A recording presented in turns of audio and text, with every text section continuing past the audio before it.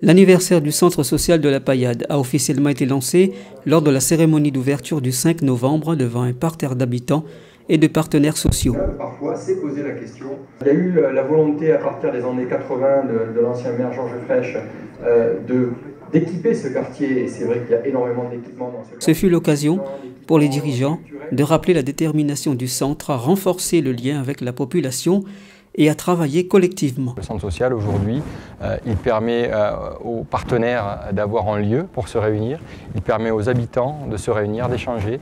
Nous sommes là, nous sommes une sorte de creuset des initiatives. Nous sommes là pour quelque part les accompagner. Et ce qui est extrêmement important, c'est que nous n'affectons pas le contenu de ces initiatives. Nous les soutenons, nous les portons, chacune dans leur diversité. Le centre social de la Paillade existe depuis 1967, mais il a véritablement ouvert ses portes dans ses locaux actuels en 1974. Sa naissance est inséparable de celle du quartier de la Paillade qui accueillit ses premiers habitants à la fin des années 60. À construire ce lieu, à construire son identité.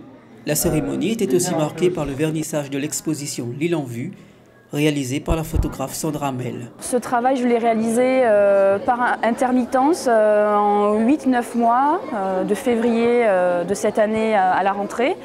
En venant régulièrement, assister aux activités, participer parfois même à des activités, et puis parfois simplement en traversant les lieux, à observer une chose, une autre, à sentir les choses, à parler. Cette exposition comporte 40 portraits de personnalités qui ont marqué l'histoire du centre social.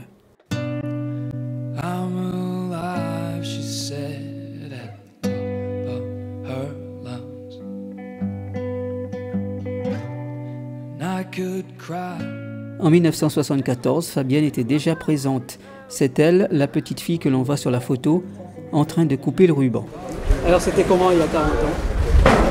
Je ne me rappelle plus trop par contre. C'est vrai que c'était un quartier qui était moins important que maintenant quand même.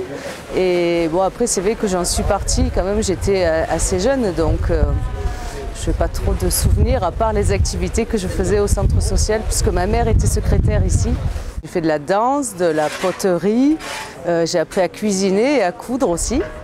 Et donc c'est vrai que après en tant qu'adulte je ne suis plus trop revenue ici, mais c'est vrai que j'ai passé ma jeunesse ici et j'ai pu faire beaucoup d'activités au sein de ce centre social. Et 40 ans après, c'est encore elle qui plante le ginkgo biloba, arbre symbole de la vie, de la longévité et de l'équilibre dans la cour du centre social.